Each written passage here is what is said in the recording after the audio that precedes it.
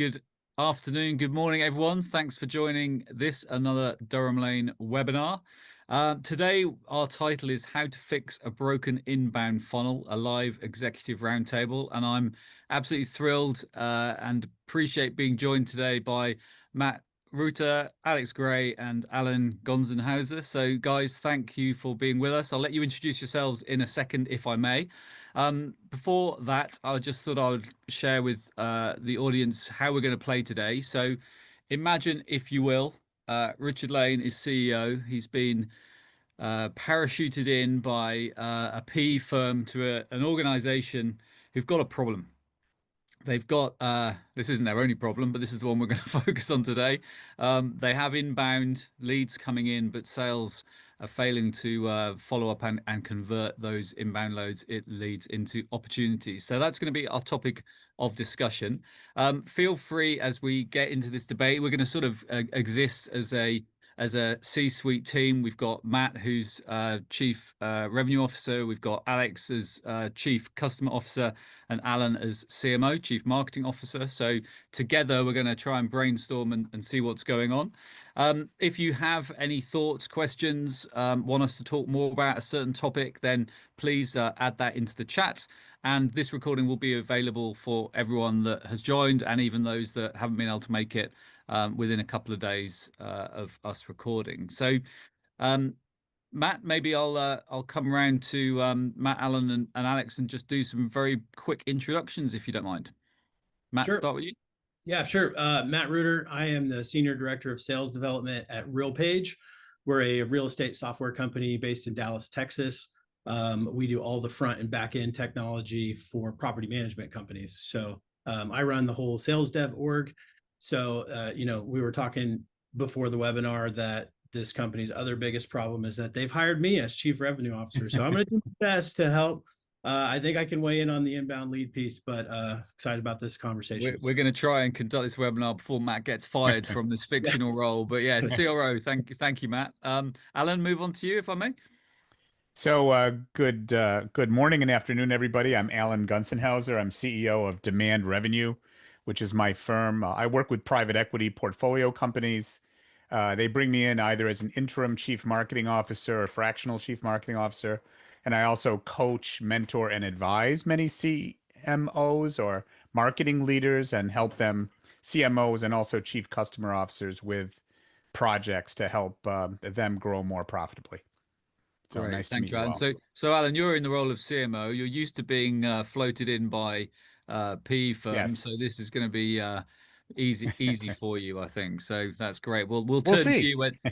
you when things get tough. And then Alex, last but no means least on our team for today. Welcome to That's fine. welcome to the webinar and quick intro. I'll take the least position. I'm Alex Gray. So I am the VP of CS at a company called Junior I, call transcription and recording, all about bringing out insights. Been working in CS for probably about 10 years now, running different teams, and here kind of from very much a startup, scale up kind of an angle. So hopefully a little bit different from the other guys. Great, excellent. Well, thanks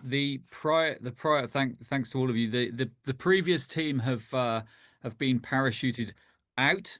We've been parachuted in. I've got you guys all together because, as I say, this is just one of our challenges. But we've got inbound. So, Alan, I guess part of your machine is working. But there seems to be something not happening as we get that inbound, and we're not managing to convert. So let's get started. Alan, why don't you tell us what's happening, and then Matt, it'd be good to get your view of what's happening, and perhaps we can start to see, if there are some breaks in the chain there. Great. Well, I have two questions. One is, do we have a really clear idea of our ideal customer profile, or those prospects that are perfectly fitted for our products and value proposition? And to get there, we should look at cohorts of our current customers and understand the ones that are easiest to acquire, the best win-loss ratios, the best retention, and the best upsell cross-sell. So who are those prospects we're much more likely to acquire, retain, and grow? And the second question is, we need to look at the level of qualification of the incoming leads. How qualified are they to be the right leads for sales to be able to create opportunities?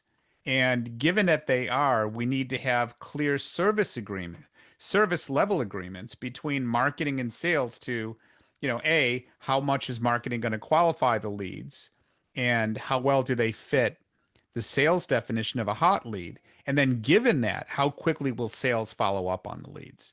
And maybe also look at some technologies to follow up a bit faster. So those would be Okay. my two big questions on this Yeah. particular issue, which is a common Okay. one. Yeah, great. So I'm going to play the sort of doesn't really get sales and marketing CEO type role. So that's interesting, Alan. So I I like the way you've gone from we're getting inbound, but the question is, yeah, but so what? Is Is it it the the right right inbound? type of Yeah. inbound? And Matt, maybe you've got a view from what you've heard so far from the sales organization that, are we targeting the right people? Is there any qualification? How important is that? Or do you just need people to phone? How does that work? Yeah, I think I would first ask what are the channels that we're getting these from? Where are the Okay. leads coming from? Are these just, white paper type leads, or are these actual inbound form fills? And then where are the areas that we're targeting to get these leads? If they are coming inbound and form fills, where are we marketing and using demand gen to drive those leads that could potentially be driving the wrong leads? Okay. And maybe one for you, Alex, is that and I appreciate we're all in fake roles here, but um I'm going to walk out with a in heightened sense of my own importance, I think. But um, in terms of our customer base, Alex, so what do we? Are there some trends we should be thinking about in terms of the customers we have today and the customers that we want from tomorrow? If I'm thinking about some of Alan's points. Yeah, and I think Alan's first point was fantastic, actually. Understanding that kind of churn, that retention rate, looking at what the adoption is, where a customer's seeing value. Unless you've got a really good understanding of that as a baseline, it's really hard to trigger that messaging further out. So for me, that would be one of the first things we're looking at is let's look at the CRM, let's see what data we're pulling. Are we connecting usage if it's SaaS? Are we getting customer feedback if it's a product? Are we pulling in those key points, getting those key quotes from customers that we can then take forward? Because if we're not, we're really kind of shooting from the hip and in the dark. So yeah, for me, it's all about getting that base level understanding, that base level data. And that always comes back to a really good CRM and really good health of the pipeline. So yeah, that for me would be the main focus. Let's try and dig under the cover. Yeah, really good CRM and with good data in it, I would suggest is the age-old challenge, but particularly more so now in terms of, the most people's CRM data is an absolute horror show, isn't it? So okay, thanks all. Alan, let's come back to your first point then around ICP. Help educate me in terms of what should we be thinking of when we're going out to find new, to engage new organizations. What are the things that myself or perhaps our listeners could be thinking of in order to help them achieve that? Yeah. Well, first of all, there is a lot of dirty data out there, and a lot of Clearly. data dumpsters. So, the point about cleaning up data, you have to make data cleanliness and reliability and timeliness a thing to be resourced. And sometimes it may sound really boring to do, but it's really quite important to sales and marketing success. There's some companies because of, PE firms generally do a lot of mergers and acquisitions, and you may have a lot of Salesforce instances or different CRM systems. So it's really important to clean that up first. And in terms of ICP work, it's so important to pick the right ideal customer profile. So what you can start by doing, assuming you have some clean data, is look in your CRM system, marketing automation system, to begin to define some customer cohorts. Okay. And there are a lot of things you can do, a lot of factors. What are the pain points that we're appealing to, and do we have a really well developed customer journey? But you can look, like I said before, you can look at least three from a data standpoint. You can look at three things.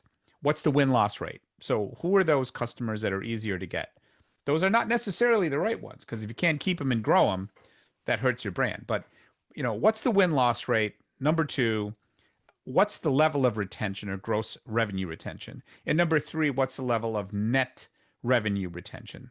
So if we define those cohorts of customers that were most successful acquiring, keeping, and growing, that's a great place to start your ICP from a data standpoint. From a qualitative standpoint, there could be a lot of headwinds and tailwinds in the market, and specific things about the customers that go with us that will be informed in where you should start with the ICP.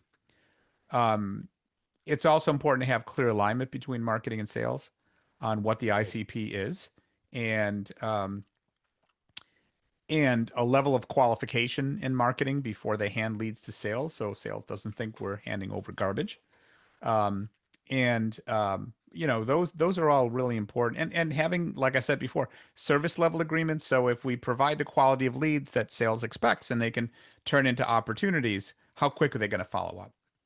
Okay. And Yeah. do they have the capacity to follow up on all the leads we're giving them, or should we also look at some technologies like AI to follow up quicker and separate the wheat from the chaff? In terms of the question you brought up, Matt, about the source of leads, some of them do come from the internet. We're trying not to gate too much content, because if you gate content these days, no one's going to see it. People, until they're in buying mode, they don't want to give us their information. So if we want them to see content, it's better if it's ungated. So a lot of that inbound is from ungated, and also some of it's from intent information. People that are crowding our website and our competitor's website, which says they're in the very small minority that may be in buying mode. Does that help? Okay, that's great. And Matt, just maybe thinking that with the sales lens, so maybe coming at it from the other angle, are you in agreement with everything Alan has said? Are there things that you think are missing from that? Yeah, I think he makes a lot of good points. I think the other thing I would look at is once we do identify that ICP, what does that messaging look like that's going out? I think there's a lot of times there's a big disconnect, because we have product marketing and we have people that are their job is to go market a product, whereas in sales, especially in software, we're not selling products, we're selling solutions to problems. And so we have to go and figure out what is the problem. So sometimes there is a disconnect in terms of the ads that are going out and the content that's being created being very product focused, which we're driving people who are interested in the product potentially, but not necessarily people who are currently having the problem or the pain point that we're solving. Well, that's interesting. So is that yeah, so you've got marketing, I guess making the world aware of its product, yet as a sales guy you want to be solving a problem. Mm-hmm. So how does that work, Alan? Do you have two separate marketing budgets for that, or do you No. try It's together? same with marketing. You want to market to pain points. So you may have product management people that only think about their products in a silo, but the product marketing people in marketing transcend that and should be starting, absolutely, Matt, start with the pain point and the jobs that our customers are trying to get done and how we can help them get their jobs done better. And then after that, you put in the products that are relevant to the pain points. So we're totally aligned with that. The messaging should appeal to customer pain points and not just be product selfies on all the things that, features and benefits about our products that sometimes product management organizations over rotate on, but it's up to marketing and sales to keep that honest and really, set the messaging that's going to be very relevant to customer pain points and the jobs they're trying to get done. So I couldn't agree more. What Matt just said. And let's come back to qualification, because I think that's super important topic. Something I've spent a lot of my career talking about. But Alex, to bring you into the conversation, I think there's also huge opportunity that is often latent and missed in not just growing what we've got. So I think, Alan, you said acquire, keep, grow, which I like. But how might we use our current customers to help us find new customers? What are the things that we could be doing I know we've got inbound, but I want the right inbound. Yeah, it's a great question. And we got 12 minutes in without saying the word AI, but we've broken the kind of barrier now. Sorry. One thing I love today is the idea of call recording is becoming so much more commonplace. And what it's ending up with companies is a big kind of backlog of transcripts from these calls. And if you're uploading them, there's specialized products out there, but just focusing on your standard LLMs like ChatGPT, Gemini, etc. If you upload a lot of those transcripts, you can then query in search results looking for key quotes. So it's not like in the old days where you'd have to go through, think about calls, really build up your knowledge. You can search these massive databases without having to do a lot of work. You know, you just take it, you upload it, and you search. And that really can help us dial in on pain points. So it's not just about your standard CRM data. It's using these tools that are in the marketplace to unlock understandings, and then you can validate them. So Matt, when you're out in sales, you can actually see, is this what we're hearing? Is this kind of related? And every call you do, every new prospect, we can get messaging and we can pull quotes from them. I think quotes from customers are really powerful, but you also want quotes from prospects. And again, with the tools out there Yeah. today on the language models, we can really elevate our game and dial in both the messaging on the marketing, but then on those sales pitches as well.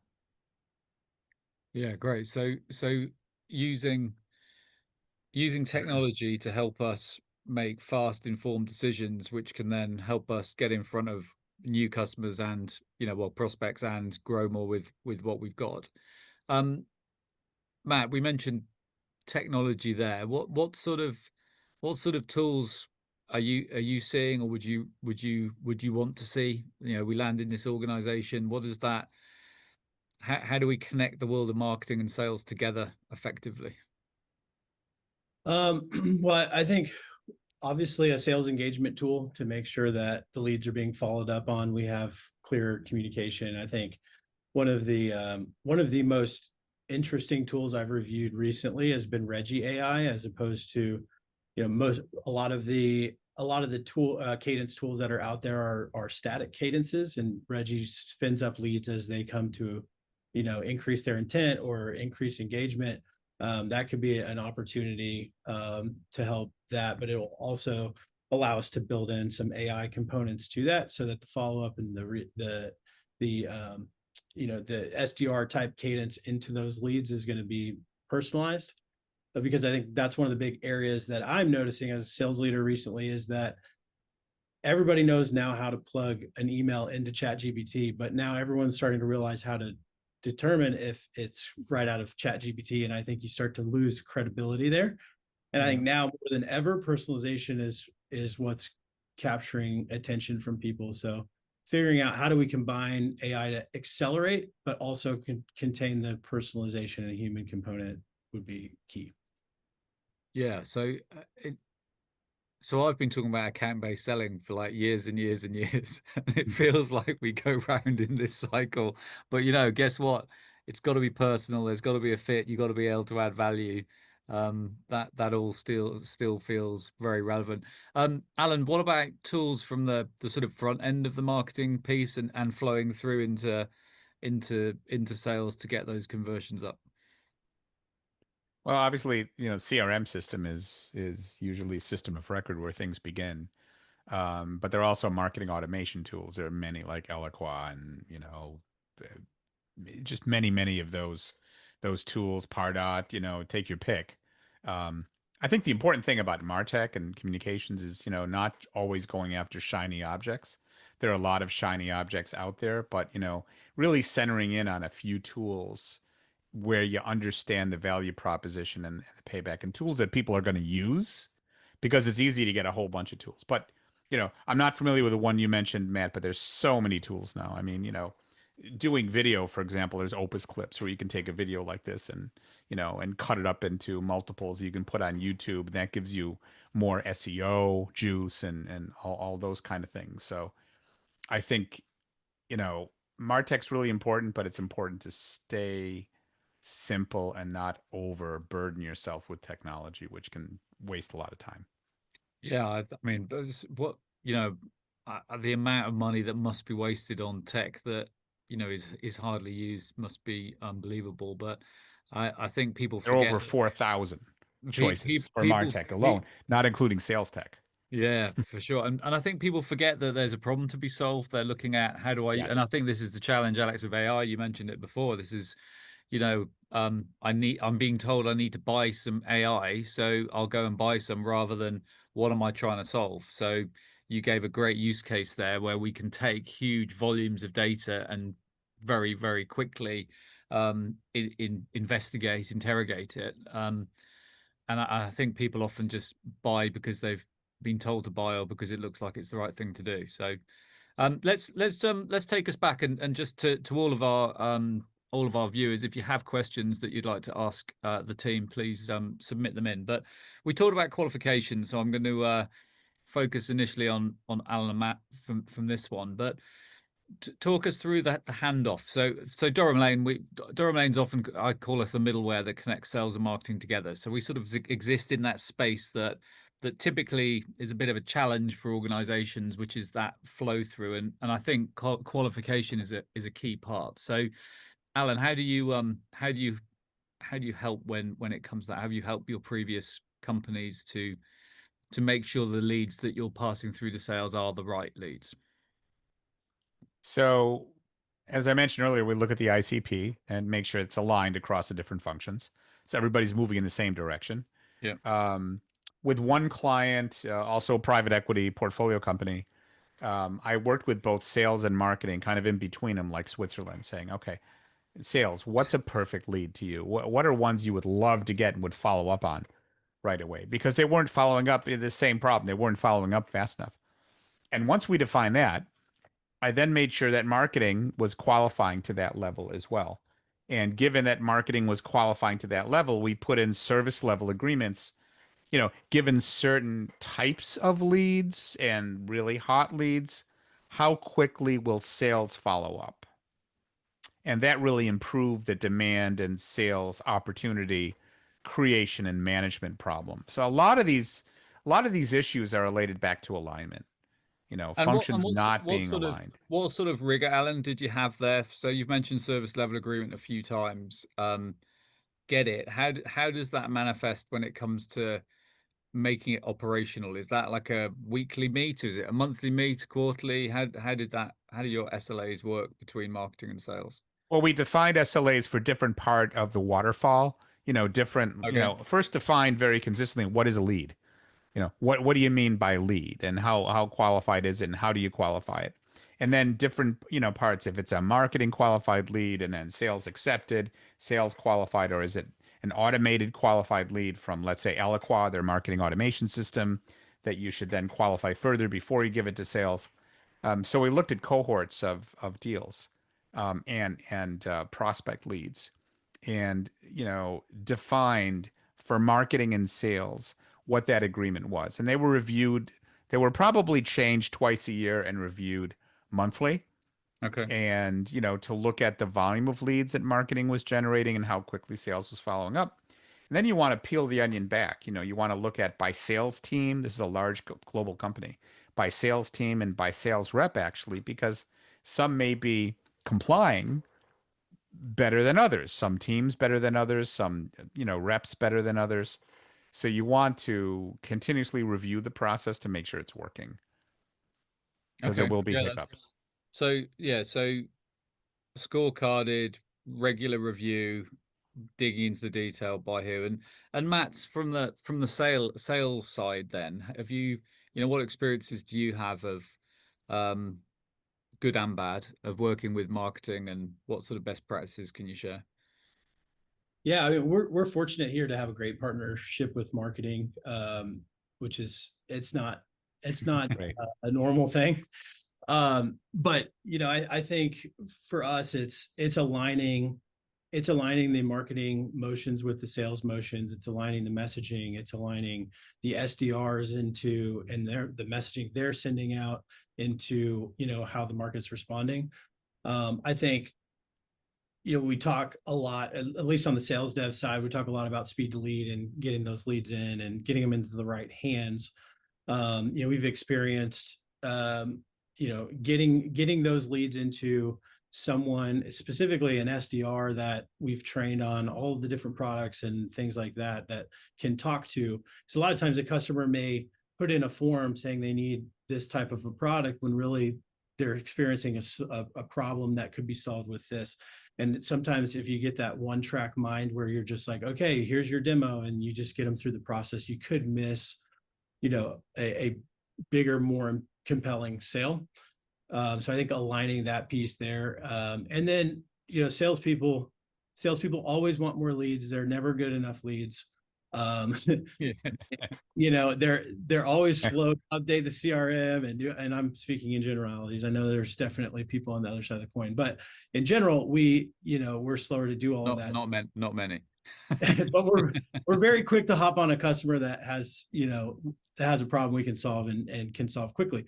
So I think building that credibility, once they get a couple good leads that come through that are qualified, you start to see a lot more accepted leads and good feedback loops. But that's kind of the last piece, is the feedback loop back of hey, here's what we're seeing, quickly getting that feedback over so we can dial in and adjust on the marketing side. Because I've seen that go the other way too, where sales doesn't give any feedback other than these are bad leads, and they give it to them late, so that it's hard to dial in and adjust. So yeah, and that's all cost, isn't it? That's all wasted time and effort and money. And so we've got the holy trinity here, because we've got the marketing machine, the sales function, and then the customer function. So Alex, as the customer function, you've probably inherited your fair share of deals that are a nightmare to implement because the customer's been sold the wrong thing. Marketing found the wrong person, sales sold the wrong thing to the right or the wrong person, and then you've got to deliver it. What sort of things can we put in place to stop that happening? Yeah, so the truth is the majority, and I mean over 90% here, is it's not deliberate. What it is, it's what are the Yes. gaps? Where are the conversations that didn't happen, the messaging that didn't come through? And that's really hard. And getting that messaging back is hard because, typically we fall into a CRM pattern, or we fall into kind of box ticking. It's because of X. So actually doing that analysis, stepping back, and I quite like getting a separate team member to review. So if I've got a customer success or an implementer working on a project, I like to get a second pair of eyes on it. What do you think it is? Take that external and have that as separate feedback, so that can then be reviewed on a kind of separate layer. Because it's far too easy for emotions and the intelligence behind this kind of get caught up in it. So for me, that's a really big thing, is let's find questions we're not answering. Let's look at where our product is fitting but not quite aligning. And then some of that is obviously going to the product side, but also we want it in the communication. Because a lot of times people go out, and I heard this in the conversation already, I've got problem X. When X isn't really the problem, it's actually more a mixture of Y and Z. And actually, if we have that conversation from the beginning, they're not still trying to solve X by the end of the sales cycle. And that's where Matt's team will have done a really good job. The challenge is when sometimes extra things get brought up, or when the sales team do such a good job of pitching a solution, it's not actually what the original problem was. So long story short, all about having that kind of separate review, making sure that's really thought about in an intentional way, and it doesn't just become a box ticking exercise. That for me makes all the difference. And that analysis and data leads straight back to Alan's opening comment about ICP, right?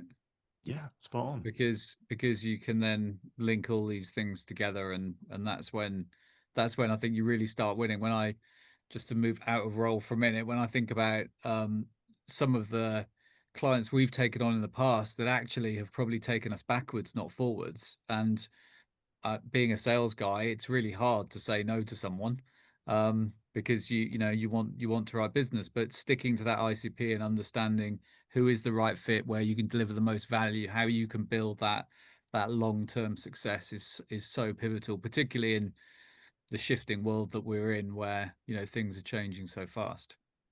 And one of the risks that makes it difficult for sales at times is the pressure of a quarterly budget to make.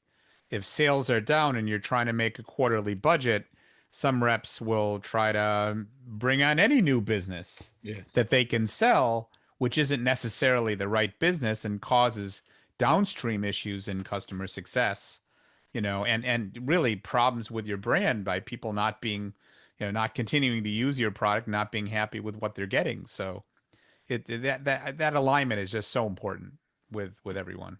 But you do All need to of think us. about the stage of the business and where you're at as well. Because I think that when you become more established, yes, Yeah. you absolutely need to stick to it. In the early stages, or actually as the market's Yeah. changing, maybe sometimes it is right to take those pivots. It just needs to be Yeah. a conscious effort. And sometimes those kind of sideways partners are the best partners, and you can really grow with them. Sorry, Alan, you were jumping in.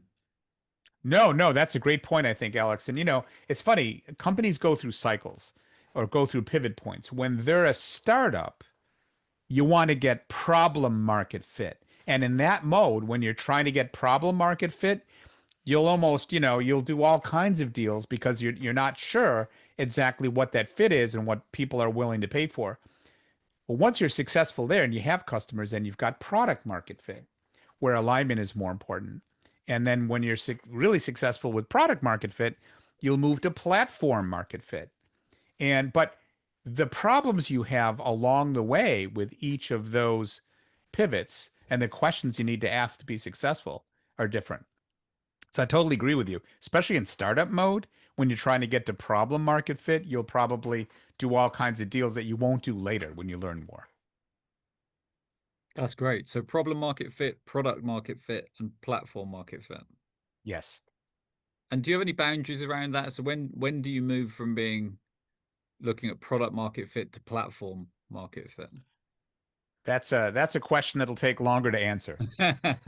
I can recommend a really good book that deals with that if you're interested. Okay. Yeah. Can you recommend that now? Yeah. The book is called Move, Move, by Sangram Vadre. And Move stands for Market, Operations, Velocity, and Expansion. There's an actual go-to-market operating system that works on Oh, wow. alignment. All right. I will Yeah, be it's one of the checking that things I out. help with. Yeah. Yeah, excellent. Okay, thank you for that. Yeah. So we're sort of coming to the wrap of our executive briefing. I'm just going to throw a bomb in maybe just for a second, but um, do we think CRMs are still do we think the CRM is under threat? I think it's a great question. And I think some of these competitors to your kind of your traditional Salesforce and HubSpot are saying something similar. I don't know if you guys have seen Attio or tried it out, promoting them far too much, probably. It's a very different approach to how a CRM works. And I think there's a lot of competitors out there and a lot of other systems, like, again, in startup land in particular, things like Notion are being used a lot more as the CRM. And actually, it's that flexibility and the ability to automate that I think is coming as a big threat. And we've seen HubSpot shift a lot about that. But actually, when you're looking at traditional Salesforce now with 20, 30 plugins, you need to really refine what's delivering value for your organization. But I'd say yes, but I don't think it's gone forever. I think it's just a different way of looking at a traditional problem. Yeah, it seems to me that so we know that there's an issue with data, right? We know that. Um, I don't think we've got to that single record, but actually we've got so many different places where data's been kept, and now, especially with AI technologies, you don't need to bring it all together. You go out and you find the data that you need for the right moment. So that's why I sort of pose a question. And actually, when you think of the line item of a Salesforce instance, for example, then significant investment there for organizations, I guess. Alan, Matt, any views on that one? I think there's a lot of disruption in the market. It's going to continue. A lot of it's driven by AI and ML. The thing with AI, you have to be careful because it does hallucinate, and AI is good um, for very productively summarizing what happened in the past, um, and like sustaining innovations. It's not good with disruptive innovations. So the risk is companies are beginning to use AI for strategy, which is a big mistake. It'll assume things keep going the way they're going. You need people to think in a Yeah, disruptive way, to challenge what exists now. And all markets change that way. So, you know, yeah. the risk is people be using the same LLMs, you'll be able to predict your competitor's strategy before they even implement it. Yes. Matt, I've dived straight into this AI conversation, but what self-regarding webinar doesn't have a little section on AI? But Matt, what are you finding? Have you got tools in the business that you're particularly excited about? Mhm. Yeah, I would agree with both of those guys, and I think that, you know, trying to keep the data clean and correct is probably one of the biggest issues that we deal with on the sales side. I honestly, like, before this conversation, haven't dug too much into that topic, so I don't think I'm of much value here in terms of that, but it definitely seems like something I should look into to see, you know, what some of the players in that space are doing in terms of, you know, disrupting that, because I Yeah. do think there's a ton of ground that can be made up there for sure. But Yeah. I also agree with Alan on, AI is good enough right now, but it's not anywhere where it needs to be. I think we're quickly getting there, and I think it's probably going faster than any of us I, can even. I But love the idea though that you've already found out someone's strategy before they've implemented it. Okay, guys, look, we're gonna wrap, but I think, you know, great conversation, and thanks to all of you. Matt, we haven't been fired yet, so that's good news. We've made it through this far. I think just sort of some of my notes from the conversation. Um, we started really at the beginning, didn't we, with ICP, Alan, and qualification, and we talked about data. We then talked about the channels, and Matt talked a little bit about the organizational structure of the team. We talked with Alex around data, CRM, you know, what are our customers saying and how can we understand that so we can then feed that back into the marketing engine to make sure that our messaging is, one, going to the right people, but two is making sure that we're saying the right things and not just dumping product out there, but thinking really about how do we show people that we've got the solutions to the problems that they've probably got. I like the idea around cohorts. So thinking about your cohorts of customer, and then thinking about how can you make sure that you're attracting those types to come through. And we talked about problem market fit, product market fit, and platform market fit. And Alan shared a framework and a book with us to cover there. So any final comments, gents, before we wrap up?